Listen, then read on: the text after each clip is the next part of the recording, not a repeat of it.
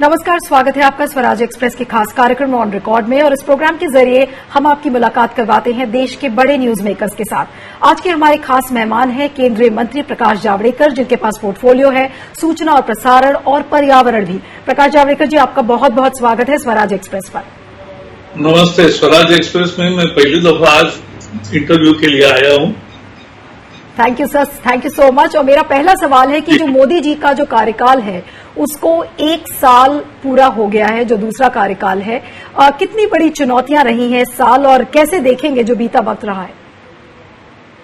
ये वर्ष बहुत अहम फैसलों के लिए याद रहेगा, जैसे धारा 370 हटाना हो या सीए बिल पास होना हो या मैटरनिटी लीव 6 महीने देना हो या पॉक्सो कानून करना हो या उसके साथ साथ जम्मू कश्मीर का एक इंटीग्रेशन कंप्लीट करना हो और 2 नए राज्यों का निर्माण हो, तो ये सब महत्वपूर्ण निर्णय हुए हैं। लेकिन ये कोविड का जो संकट आया, अचानक आया, और उसके बारे में भारत ने जिस तरह से व्यवस्था की, उसका परिणाम है कि इतना बड़ा देश होकर और इतनी सारी बाधाएं होने के बावजूद भी हम नुकसान को कम करने में सफल रह गए। तो ये जो है, मुझे लगता है, और आपको एक स्थिति बताऊंगा, आपको ये लगेगा, हमारे पास एक लैब थी, 1 लैब पूना में होती थी, वायरोलॉजी लैब, जहां ये टेस्ट हो सकते थे। आज 300 से ज्यादा हो गए। हमारे पास कोविड हॉस्पिटल होने का सवाल ही नहीं था, आज 800 से ज्यादा हो गए। हमारे पास न मास्क बनता था, न पीपीई सूट बनते थे, न वो टेस्ट करने के लिए जो काड़ी डालते हैं अंदर, एक छोटी जो स्वैब लेने के लिए उपयोग होता है स्टिक का, वो स्वैब स्टिक भी नहीं बनती थी। आज सभी भारत में बनने लगा, वेंटिलेटर्स भारत में बनने लगे। तो ये सब हमने करके दिखाया और आज दुनिया की तुलना में हम कम नुकसान में है। लेकिन यह अचानक आया हुआ संकट था। जनता के साथ संवाद करके प्रधानमंत्री जी ने देश में एक विश्वास निर्माण किया। बिल्कुल जावड़ेकर जी, ये आपका कहना ठीक है कि अगर आप बाकी देशों से कंपेयर करें तो जिस तरह से इंडिया में जो सिचुएशन है वो काफी कुछ चीजें कंट्रोल में है। लेकिन भारत एक ऐसा देश भी है जहां पर सबसे स्ट्रिंजेंट लॉकडाउन देखा गया, सबसे लंबा लॉकडाउन देखा गया, और लॉकडाउन के दौरान जिस तरीके से जो इन्फेक्शंस बढ़ रहे हैं उस पर ऐसा लग रहा है कि लोग रीअश्योर्ड नहीं है कि क्या वाकई में अब लॉकडाउन को खोलना चाहिए, किस तरह से इसकी एग्जिट स्ट्रैटेजी प्लान करनी चाहिए। इस पर आप क्या कहेंगे सर? ऐसा है, ये विशेषज्ञों का विषय है, तो विशेषज्ञों पर छोड़ना चाहिए। और आपने देखा है कि मोदी सरकार ने जिस तरह से काम किया है, वो काम ये है कि सभी विशेषज्ञों की एम्पावर्ड ग्रुप्स बने हैं। वो रोज का रोज सारा विषय, दुनिया का जान, दुनिया में क्या चल रहा है, देश में क्या चल रहा है, हर प्रांत में क्या हो रहा है, हर शहर में क्या हो रहा है, ये देखते हुए आज जैसे 11 शहरों में है, तो ये प्रश्न लिमिटेड एक शहरों तक, लेकिन उसमें मुंबई, दिल्ली, कलकत्ता, पुणे, इंदौर, अहमदाबाद, ऐसे सभी प्रमुख शहर, हैदराबाद, तो ये शहर होने के कारण ये लगता है कि पूरा देश बंद है। लेकिन देश चल पड़ा है, देश में आर्थिक गतिविधियां शुरू हो गई है। 500 जिलों से ज्यादा जिलों में सारी गतिविधियां शुरू हो गई है। जी जावड़ेकर जी, प्रवासी मजदूरों का जहां तक सवाल है, विपक्ष को हम देख रहे हैं कि वो लगातार प्रहार कर रहा है सरकार पर कि प्रवासी मजदूरों के बारे में सरकार ने सोचा नहीं और लॉकडाउन अनाउंस हो गया। जिस तरीके की जो इमेजेस आ रही हैं रोज की, भूखे नंगे लोग सड़क पर जा रहे हैं, ट्रेनें चलाई, लेकिन प्रवासी मजदूर को ऐसा लग रहा है कि पहले से इन्फॉर्मेशन नहीं थी। तो ये जो इस तरीके की जो इमेजेस देखी जा रही हैं, सरकार इन्हें कैसे रीअश्योर करेगी कि सरकार इनके साथ है? पहले हम जो विश्वास दिलाना चाहते हैं वो काम से दिलाना चाहते हैं। पिछले 15 दिनों में 2800 ट्रेनें गई है जी। 10 दिनों में 2800 ट्रेनें और 42 लाख मजदूर अपने अपने गांव ढंग से पहुंच गए हैं। तो जिनको 2-4 दिन वेट करना पड़ेगा, लेकिन ज्यादा वेट नहीं करते हुए उनको जाने का अवसर मिलेगा, इसलिए कोई बाहर ना निकले। और 42 लाख ऐसे गए हैं, 10 लाख से ज्यादा बसों से पहुंचे हैं, और बाकी अपने अपनी विधि से जो पहुंच गए ऐसे भी 10 लाख होंगे।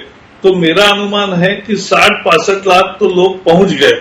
अब कितने लोग बचे होंगे, तो उतनों को भी जाने के लिए श्रमिक स्पेशल और बाकी भी 200 ट्रेनें रेगुलर वो भी चलाई जाएगी, और इसलिए 200 ट्रेनों से भी लोग जाने वाले हैं, और श्रमिक एक्सप्रेस भी चालू रहेगी। ज्यादातर जो प्रवासी मजदूर है जावड़ेकर जी, वो यूपी और बिहार के हैं, जो कि अपने अपने गांव को लौट रहे हैं, और ये दोनों स्टेट्स ऐसे हैं जहां की जो स्वास्थ्य सेवाएं हैं वो बहुत ही कमजोर हैं। तो ऐसे में जो स्वास्थ्य सेवाएं हैं उनको कैसे रैंप अप किया जाएगा? जो क्वारंटीन फैसिलिटीज हैं वहां पे लोगों को किस तरीके से ट्रीट किया जाएगा, जहां तक उनकी हेल्थ का सवाल ऐसा है, मीडिया और विपक्ष दल का एक बड़ा यह है कि प्रश्न उठा सकते हैं। तो पहले ये प्रश्न उठाया कि क्यों नहीं भेज रहे, अब भेजा तो प्रश्न पूछ रहे हैं कि वहां उतनी आर्थिक उतनी हेल्थ का इंफ्रास्ट्रक्चर नहीं है तो कैसे होगा। तो दोनों तरफ से तो सवाल नहीं पूछ सकते ना। अब लोग पहुंचना है तो पहुंच गए। अब पहुंचने के बाद एक मुझे विश्वास है कि देहातों में ज्यादा जागरूकता है, देहातों में ज्यादा चुस्त व्यवस्था है, लोग अपने अपने तरीके से व्यवस्था करते हैं, और जो गए हैं उनको भी घर के पास होने के कारण उनको तकलीफ नहीं होती है, और इससे इसका संक्रमण बढ़ेगा नहीं, ये मुझे पूरा विश्वास है।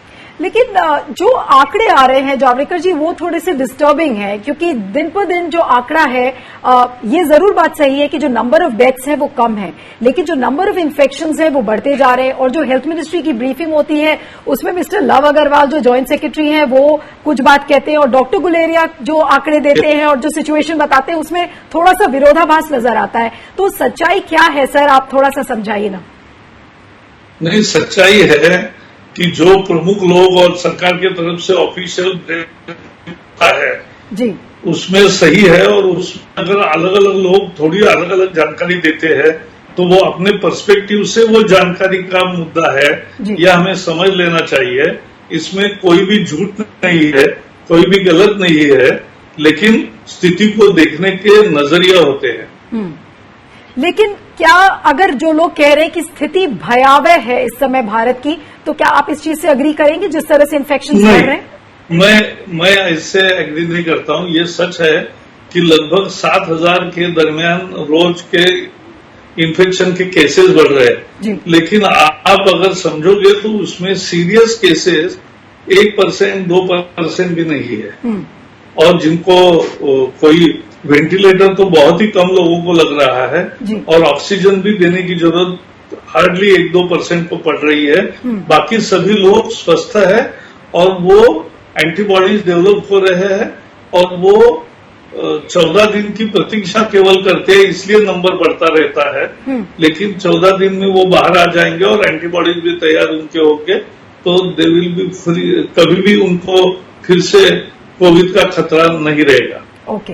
अच्छा जावड़ेकर जी, कोविड रिलीफ पैकेज की अगर हम बात करें, हाल में प्रधानमंत्री ने 20 लाख करोड़ का जो पैकेज अनाउंस किया है, पैकेज का जो अगर अमाउंट है तो वो काफी बड़ा है और एक अच्छा खासा अमाउंट देखा जाता है, लेकिन जब जिस तरीके से उसका डिस्ट्रीब्यूशन और डिवीजन हो रहा है, और निर्मला सीतारमण जी ने अपनी 5 प्रेस कॉन्फ्रेंसेस के जरिए उसके डिटेल्स बताए, तो ऑपोजिशन एकजुट होकर इस समय ये कह रहा है कि जो भी डिस्ट्रीब्यूशन है वो उसमें डायरेक्ट बेनिफिट लोगों को नहीं है, और ऐसे समय में जबकि अर्थव्यवस्था सरकार देश में ठीक नहीं है तो लोग क्रेडिट क्यों लेंगे बैंक से, और पूरा जो रिलीफ पैकेज है वो आंकड़े और लोन और क्रेडिट उस पे ज्यादा बेस्ड है।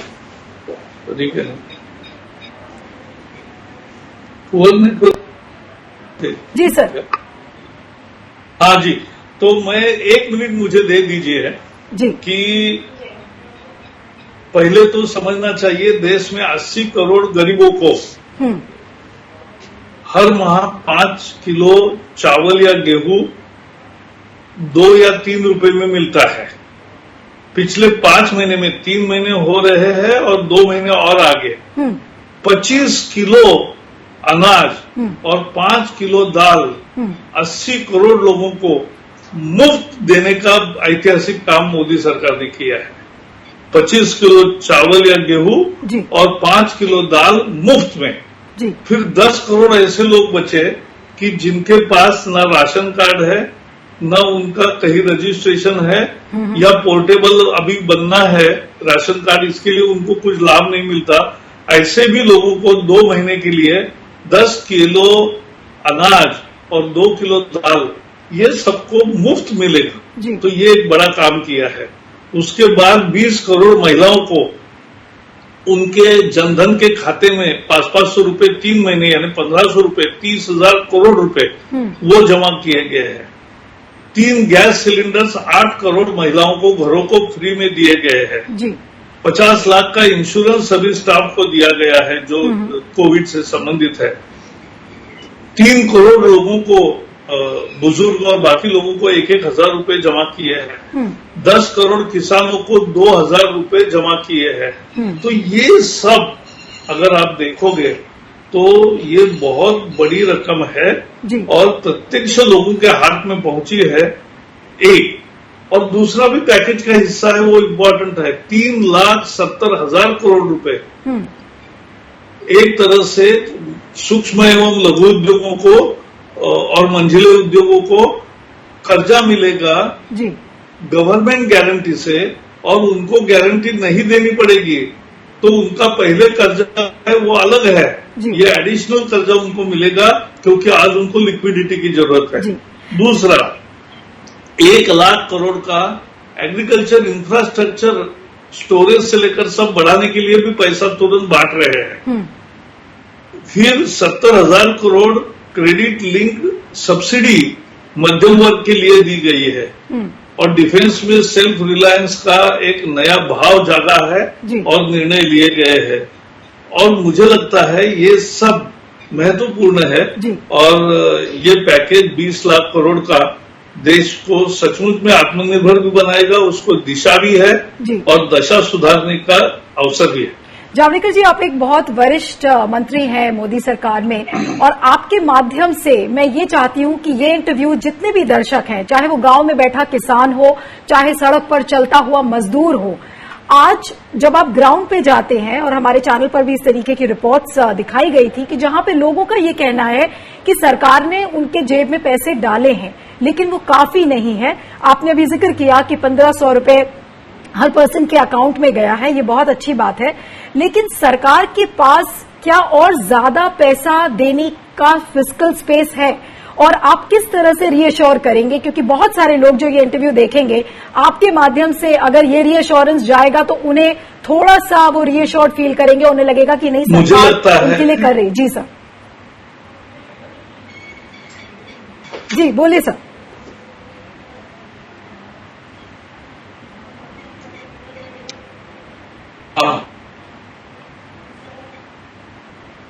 हाँ जावड़ेकर जी, आपको मेरी आवाज आ रही है?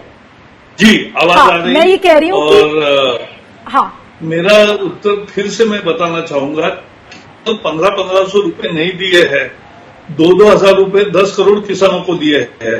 2500 रुपए 3-3 गैस के होते हैं तो 2500 रुपए के एवरेज में दिया है। 25 किलो अनाज और 5 किलो दाल, अगर उसका हिसाब करोगे तो हर एक का 1-1 हजार रुपए उसमें दिए हैं। तो ये सब अगर करोगे तो बहुत अच्छी तरह से पैसा लो, और 1,000 लोगों को दिया है तो ये सब मिलके हर घर में अच्छी मात्रा में कैश पहुंची है। हाँ, प्रवासी मजदूरों का एक मुद्दा अलग था कि जिनके राशन कार्ड उनके घर में है वहां उनको फायदा मिल रहा है, लेकिन इनके हाथ में राशन कार्ड नहीं है तो नहीं मिल रहा था। अब उनको भी कवर किया है और उनको भी 10 किलो अनाज और 2 किलो दाल फ्री में दे रहे हैं। जी अच्छा जावड़ेकर जी, जो अभी हाल में जिस तरीके की राजनीति देखी गई है उस पर आपका क्या कहना है? चाहे वो बसों को लेकर जो राजनीति, कांग्रेस ने ये टिकट फेयर्स का मसला उठाया, उसके बाद 1000 बसेस को बोला गया कि वो यूपी जाएंगी, उस पर फिर एक राजनीति शुरू हुई, तो ऐसी राजनीति पर आपका क्या कहना है? यानी राजस्थान में जो अटक पड़े हैं उनके लिए तो बस नहीं दे रहे, जो छत्तीसगढ़ में अटके हैं उनको जाने के लिए बसें नहीं दे रहे और छत्तीसगढ़ में जो आना चाहते उसके लिए परमिशन नहीं दे रहे। जो झारखंड में इतने लोग वापस जाना चाहते हैं लेकिन उसकी परमिशन नहीं दे रहे। और दूसरे राज्य में जहां हजारों बसेस की पहले से व्यवस्था की है सरकार ने, वहां जानबूझ के राजनीति के लिए प्रेरित अगर कोई काम कर रहा है तो उसको राजनीतिक जवाब ही मिलेगा। ओके। जावड़ेकर जी, जहां तक अभी जो हाल में जो विपक्ष की मीटिंग हुई थी उसमें उन्होंने एक 11 पॉइंट्स का एक चार्टर रखा और कहा कि सरकार को हम सजेशंस देंगे, चाहे वो 7,500 रुपए की जो राशि है सबके पर्सनल अकाउंट में डालनी चाहिए। फिर उन्होंने जो एक बात और कही कि जो ये कोविड रिलीफ पैकेज है ये जेन्युइन पैकेज नहीं है। तो इस तरीके के जो एलिगेशंस विपक्ष लगा रहा है समय समय पर और कह रहा है कि सरकार बहुत ज्यादा कुछ नहीं कर रही है, आप विपक्ष से क्या कहेंगे? विपक्ष क्या करेगा? विपक्ष कमी ढूंढना हमें भी मंजूर है, सुझाव देना हमें भी मंजूर है, लेकिन ये सुझाव नहीं दिए, इनके हताशा निराशा बोल रही है। ये जनता से कट चुके हैं और इसलिए इनका कोई संवाद नहीं बना है जनता से, और इसलिए वो केवल सरकार के हर कदम का विरोध करना, इतना ही एक कार्यक्रम चला है जो जनता को कतई पसंद नहीं है। जी, तो क्या जावड़ेकर जी, जो ऑपोजिशन का जो पूरा विरोध है वो क्या मोदी जी के खिलाफ है या कोरोना को लेकर है? क्योंकि वो कह रहे हैं कि कोरोना के खिलाफ सरकार ज्यादा कुछ नहीं कर रही है जिस तरह से उसे करना चाहिए। तो क्या विरोध मोदी जी का कर रही है विपक्ष? वर्ल्ड हेल्थ ऑर्गेनाइजेशन से लेकर दुनिया के सभी देशों ने भारत के उपायों की प्रशंसा की है। जी, ऐसे में ऑपोजिशन कुछ भी कहे उसको मैं केवल हताशा और निराशा ही कहूंगा, लेकिन सच्चाई यह है कि अच्छे सुझाव कोई भी देता है तो उसकी भी सुनवाई हमारे यहाँ होती है। जावड़ेकर जी, हाल में भी सोनिया गांधी ने ये बोला कि बहुत सारे सजेशंस इन लोगों ने दिए, अच्छे अच्छे जो बड़े इकोनॉमिस्ट हैं उनके व्यूज भी सरकार के ओर पहुंचाए, लेकिन सरकार कुछ सुनना ही नहीं चाहती। उनका ये कहना है कि कोई भी सुझाव सरकार नहीं लेती और सारी जो पावर्स है वो उस समय पीएमओ के अंदर ही हैं। तो जो आप लोगों की ऐसी सरकार है, आप डिसेंट्रलाइजेशन की भी कई बार बात कर चुके हैं, तो सोनिया गांधी से आप क्या कहेंगे? क्योंकि ये बात उन्होंने हाल में ही कही कि सारी जो पावर्स हैं they are vested within the PMO. क्या बोलेंगे आप सोनिया गांधी से? इससे बड़ा झूठ क्या हो सकता है? मुझे बताइए, कल शुरू हुआ है अपना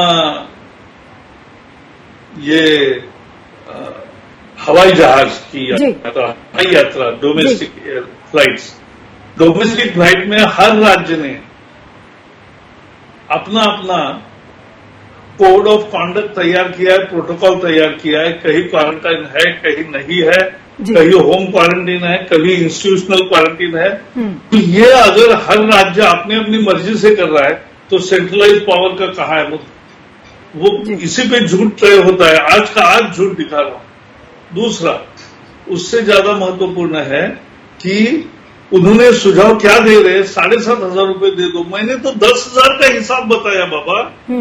1,000 रुपए का अनाज और दाल दिया है,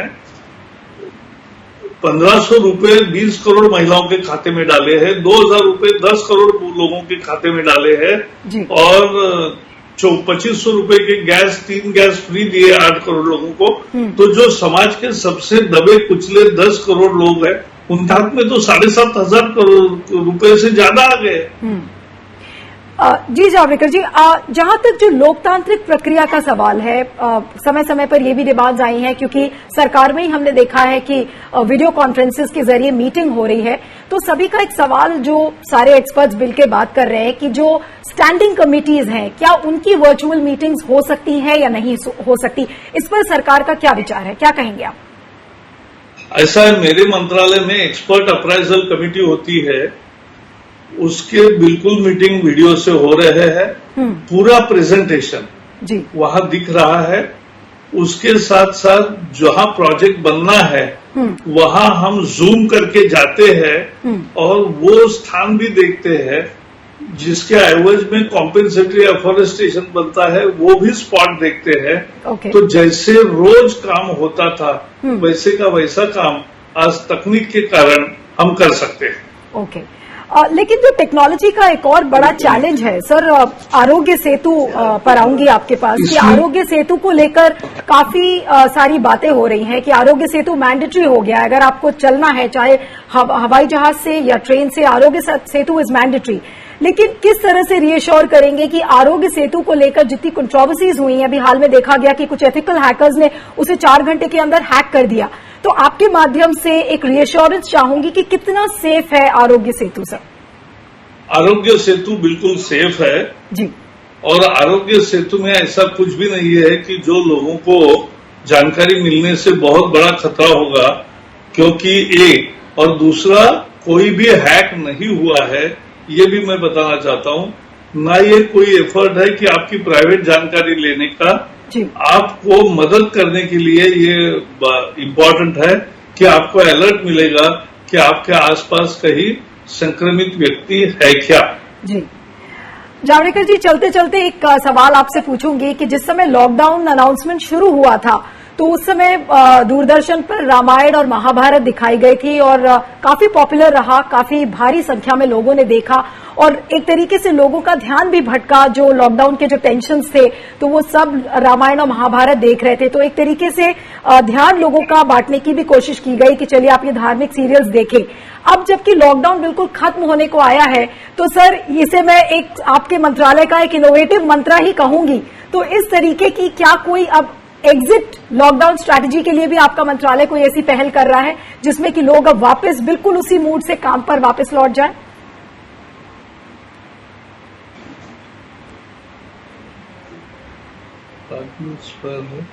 जावड़ेकर जी, आपको आवाज आ रही है? जी हाँ, जी आवाज आ रही। मैं ये कह रही थी कि रामायण और महाभारत लॉकडाउन की शुरुआत में दिखाई गई। जी, तो रामायण महाभारत ये लोगों की सांस्कृतिक जरूरत है, ये कोई मजहबी कार्यक्रम है नहीं। इंडोनेशिया मुस्लिम बहुल देश है फिर भी, और घोषित इस्लामी राज्य है, तो भी वहां रामायण बहुत पॉपुलर है जी। और रामायण चलता है। हर कार्यक्रम में उनके एयरलाइन का भी नाम गरुड़ा एयरवेज है।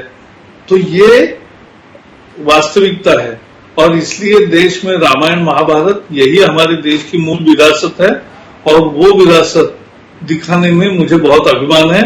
हमने कृष्ण भी दिखाया, ये बहुत इम्पोर्टेंट है।